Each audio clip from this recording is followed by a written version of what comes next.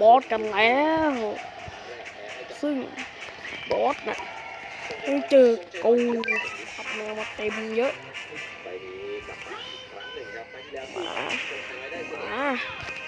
มาเลยก็ลอกมาก่อนแทงไปก่อนแล้วกันเดี๋ยวนี่มาฟาดโอ้ยว่าโคตรเยอะไม่ใช่ซาลอนแล้ว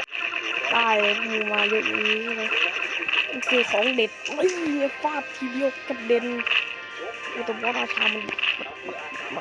นขยับเข้ามาแล้วเดี๋ยวโอเคมาแล้วเอามาทุกอย่าง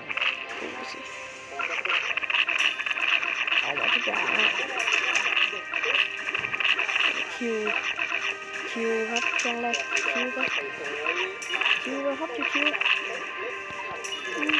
มันคิวตายปรมาโฟก็จะแค่คิวตีเดียวไม่ตายอ่ะถูกหายแล้วโอ้มึงเอาฮะมึงเอาลอกคนก็ลอกมึงตายหาหมดเลยนะฟาดอะไรนะครับนี่ที่โดนแล้วตายแล้วไม่ตีครับนี่ก็ไม่ถึงหรอกครับนี่ก็จริงเอาเจอสนับโคตรดีหักโอ้โหเด็กกระเด็นเป็นหวาเลยก็มันตีครับนี่โดนแล้วก็ตายหายเลยยิงมันไม่ได้เกี่ยวตอนนั้นนั่นแหละเราจะตายแล้วไอ้สัตว์ผิดใช้ผิดไม่ได้อะไรที่100แต่จบง่ายกระเด็นได้หลายทีวะกระเด็นได้โคตรหลายทีไอ้สัตว์ไม่ถึกมากถึกเกินไปกระเด็นได้โคตรหลายทีเลยที่ตายให้ตัวน็อกแบ็คเนี่ยตายเพราะแมวตัวสลัดเนี่ยมันกันดูติดบ้านเลย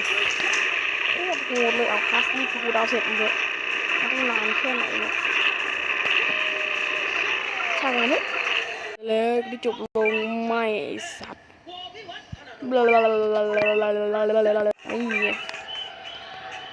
จริงที่กูต้องการไม่ใช่พวกมึง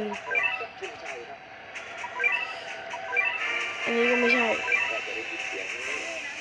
คือสิ่งนี้ต้องขาดนี่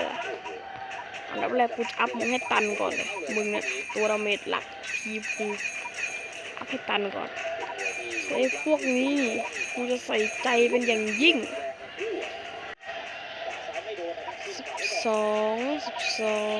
ไอพีไม่มีโหมันเหลือไอพีไปอัพเลยโอ้โห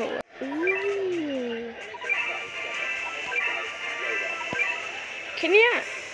โอ้โหกูได้แค่เนี้ยไอสัตว์มึงแค่นี้เฮ้ยพี่กูมาจากไหนเนี่ยอัพโอ้โหจบเร็วจบไวจังวะ